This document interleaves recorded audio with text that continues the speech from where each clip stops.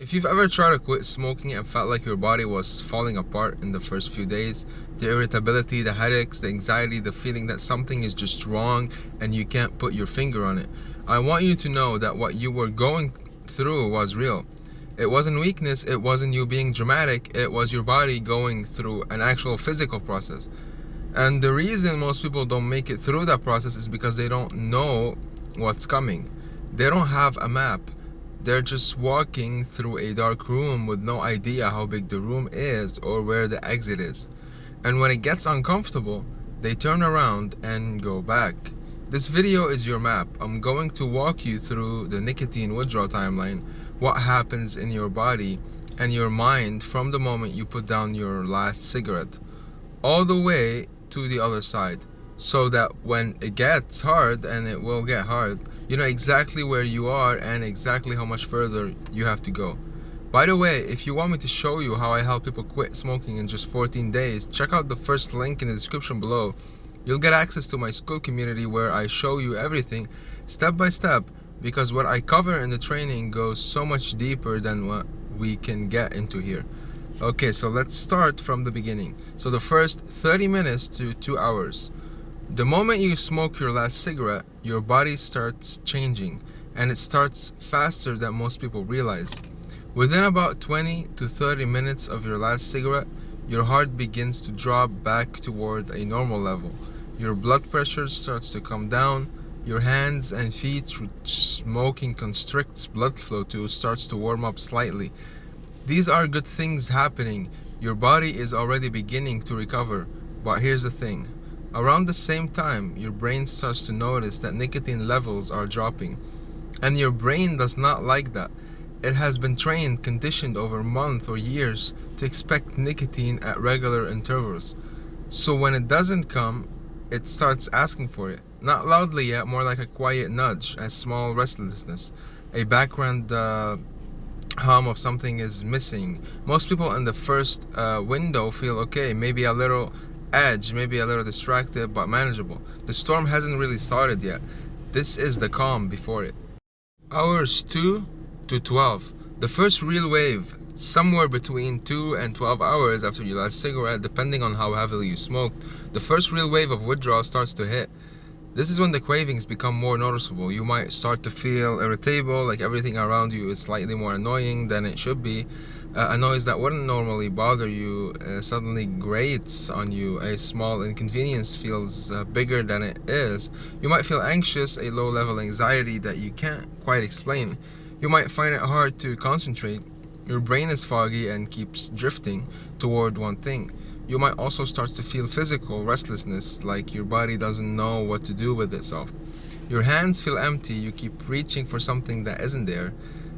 This is the stage where a lot of people who try to quit at work struggle most, because they're trying to function normally while their brain is running a background process that is very loudly saying, something is wrong, fix it. Smoke a cigarette. What's important to understand there is that these feelings, as uncomfortable as they are signs that your body is recalibrating. It's adjusting. Think of it like a thermostat that's been set wrong for years. When you finally change the settings, that system has to work to get to the new temperature. It runs hard for a while, it makes noise, but it's moving in the right direction. Now from hour 12 to 24, the hardest part begins. This window, the first full day, is where things tend to get most intense for most people. The nicotine is mostly out of your bloodstream by now. Your brain is running low on the dopamine hits it's been getting from cigarettes, and it is not happy about it. This is when the headaches often starts. Not always, but often. A dull heavy pressure around the forehead or the back of the head. This is also when the mood really shifts. You might feel genuinely low, flat, like the color has been drained out of things a little. Some people feel sadness they can't explain. Some people feel a short fuse snapping at the people around them without fully understanding why. And some people feel a restless, almost electric tension in their body, like they just need to move, but they don't know where to go. I want to tell you about a man named David. David was 52 years old, had smoked since he was 19, and had tried to quit 4 times before. We worked together. He told me that every single time he'd gotten to around the 18-hour mark, He convinced himself he was getting sick. He generally thought something was medically wrong with him. The headache, the fogginess, the low mood, the tension in his body. He felt interpreted all of it as illness and used it as a reason to smoke. I'll quit when I'm feeling better, he'd tell himself. And of course, when he smoked, he felt better almost immediately, which just reinforced the idea that the cigarette was helping him. What was actually happening was that his body was deep in withdrawal, and the cigarette was just ending the withdrawal temporarily. He wasn't getting sick, he was getting better. He just did not know it yet. Day 2 and 3, this is the peak. Days 2 and 3 are widely considered the peak of nicotine withdrawal. This is the top of the mountain. If withdrawal were a storm, this is when the wind is the loudest and the rain is the heaviest. The physical symptoms are at their strongest. Headaches, difficulty sleeping, increased appetite, consumption in some people, intense cravings that come in waves throughout the day. The emotional symptoms are also at their height. Anxiety, irritability, difficulty focusing, and that low, flat mood that some people describe as a kind of gray feeling that sits over everything. Here's what I want you to hold on to during these 2 days. This is the peak. It does not get worse than this. From there, it only starts to get better. The problem is that when you're in the middle of days 2 and 3, you can't feel that. All you can feel is where you are right now. And where you are right now feels like a lot. This is where the map matters most, because if you know you're at the peak, you can make a different decisions than if you think it's just going to keep getting worse forever. Imagine you're hiking up a steep mountain. Your legs are burning, your lungs are working hard. You don't know how much further the top is. That uncertainty is exhausting, maybe even more exhausting than the actual climb. But if someone told you you're 50 meters from the summit, suddenly you find something in yourself. You keep going. Days 2 and 3, you're 50 meters from the summit. I want to pause here for a second because we're halfway through and I want to make sure you don't leave without doing this one thing. If any of what I'm sharing is resonating with you, if you're feeling like you're ready to actually do this, if you want me to show you how I help people quit smoking in just like 14 days without patches or gums, or having hard times, check out the first link in the description below. You'll get access to my school community where I show you everything step by step. Okay, let's keep going with the timeline. Day 4 to 7, the shift. If you make it through days 2 and 3, and you can, I want you to know that something starts to shift in the second half of the first week. The physical symptoms begin to ease. The headaches starts to fade. The intensity of the craving starts to soften. They still come, but they feel less like a wall and more like a wave. They peak and they pass, and in between them you start to get windows of feeling okay. Actually okay, not just surviving, but generally okay. Your body is doing something remarkable during this time. Your lungs are beginning to clear. The cilia, the tiny little hair-like structures in your airways that smoking damages, are starting to repair themselves and work properly again. Your circulation is improving. Your sense of taste and smell, which smoking dulls over time, is starting to come back. Some people notice this and they're almost surprised by it. Food starts tasting different, better, more vivid, like someone turned the volume up on something that had been quiet for years. Sleep might still be a little disrupted during this week, and you might notice that your appetite has increased. This is very normal.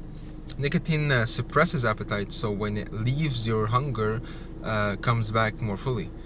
Try to be gentle with yourself around this. Reach for food when you need it, when you need to. This isn't the time to fight every battle at once. So week 2 and 3 is finding your footing. Like by the second week, most of the physical withdrawal is like behind you.